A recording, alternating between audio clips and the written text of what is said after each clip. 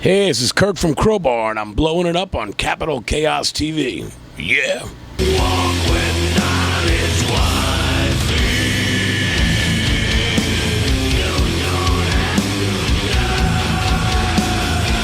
yeah, sure.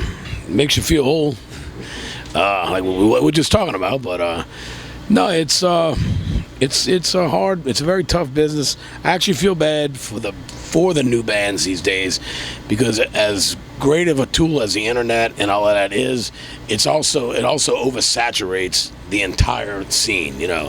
I think for a band like us, we've been around 27 years. Of course, I played music when I was a teenager before Crowbar was ever created. But it's a tough business. But I've done it my whole life, pretty much. I've done it more than half my life, and I'm 51 years old. So no regrets, no complaints. We're just happy and blessed to be able to make a living playing music, which is what we love to do. But trust me, it's not easy. There's tons of fun times and tons, and all that kind of stuff. There really is. It's a blast. Being on stage is one of the most amazing things. That's what we all live for. But it's a lot of hard work. We're kind of a do-it-yourself organization. My wife does merchandise, and we're kind of our own techs and stuff. We change our own strings. We carry our own gear, whatever. And that enables us to make money instead of spending money on a crew and all this elaborate stuff and whatever. We choose to do the work ourselves and keep the money. That way we make a living doing it, but it works.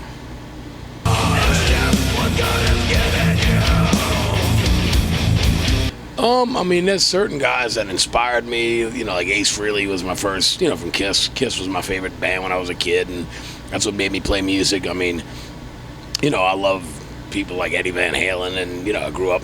The first time I heard Van Halen, I was like, oh my God. I'm a huge fan of all the new wave of British heavy metal stuff. Honestly, my favorite guitar player is Michael Schenker.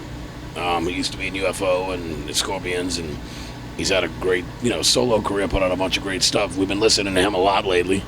But, I've actually met even, Ozzy, and I've toured with a lot of bands that were my idols. I was lucky enough to tour with Heaven and Hell, which had Dio, Tony Iommi, Geezer Butler, and Vinny Appice.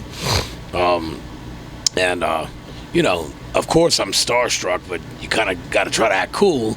And then, you meet the guys and hang out, maybe have, like with Dio, have a couple of drinks or whatever, and nice, can be a regular guy, just happens to, God bless him, and happened to have one of the most amazing voices, and, such a talented dude and all. But I'm kind of where I've kind of met most all of my idols, which at least shook their hand and said, hey, and whatever, which is a cool thing. So I wouldn't say I worship anybody, although I got my favorite. I'm kind of like you, though. Someone doesn't. I'm not gonna not appreciate their music if they have a reputation of kind of being an asshole or whatever it might be. It's like, you know what? That's something completely different. I want to listen to what you do musically, and if they're a great musician, great band, whatever it might be. Yeah, it's great when you meet them and they're nice. It makes you love them, twice as much.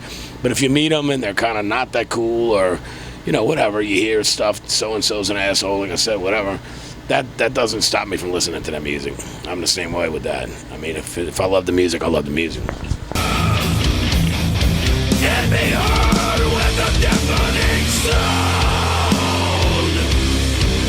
Yeah, well, our label E1 continues to re-release a lot of the, kind of take ownership of a lot of the older stuff, because it's been through so many different labels and different people have distributed it and whatnot. So they're doing a great job of re-releasing majority of the back catalog of Crowbar. And new record is completely finished, turned in, mastered, mixed, everything done. Can't give you the title yet because they're going to want to do a press release.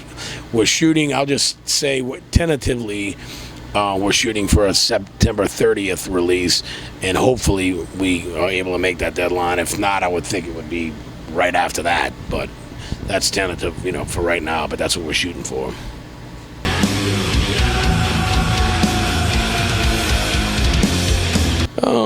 We put out some good records on it, but honestly, as a business, I was never a fan of the way they ran business, so I wouldn't say I had too many fond memories of them. Nothing I don't hate them. They gave us a break, and when we appreciate that, I just thought they could have did a lot better job with what we did. But hey, let bygones be bygones, you know.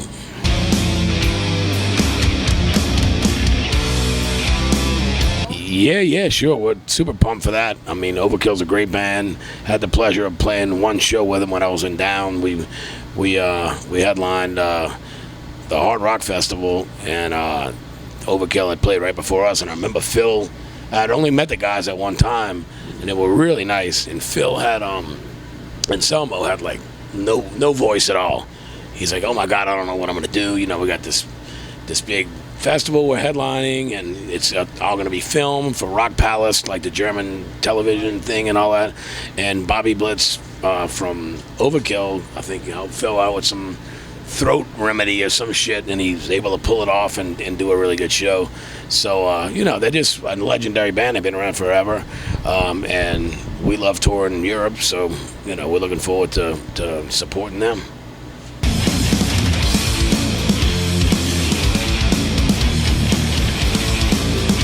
Yeah, Mike Arrigo's our artist rep guy, and we met him at an LA show a couple of years ago, and we were talking, and Matt Brunson, my other guitar player, he likes to play the 7 strings, and of course Ibanez makes quite a few models or whatever that.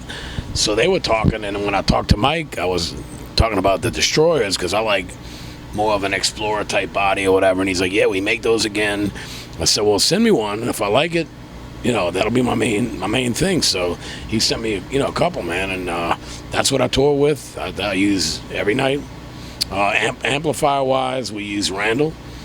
Randall's always been good to us, and it's a lot of people don't like Randall, but for me, I grew up on Randall because of Dimebag, and when Phil first joined Pantera, Dime was already playing Randall, and since he was playing it, I went and got me, Randall, and that was before, right around the time before Crowbar was even created, and I was able to get what I thought was a great tone out of the old RG100 ES heads. So now it's a solid state amplifier. It's very inexpensive. A lot of people are like, "Why do you use that?" I'm like, "Because it sounds great. I don't give a shit if it costs $2. Just because something's expensive doesn't mean it's quality." And it's an inexpensive amp because it's a solid state. It's not a tube amplifier. It's not a very complicated amp. But new RG 3003s, I found channel 2, I kind of got it dialed in pretty much exactly where my old tone was from the 80s and 90s. And for the most part, they're durable amps, and if something should happen, they'll replace it for us and whatnot. So we kind of been doing the Randall and Ibanez thing for a while, and that's exactly what we use in the studio. Same guitars, same amps, everything. It's not just a touring thing, And for Crowbar, it's always been Randall. Every record has a Randall on it. So that's kind of all these years, it's kind of become our signature tone. And we've actually, for the most part, we get a lot of people comment on how heavy the tone is, so I think that's a good thing.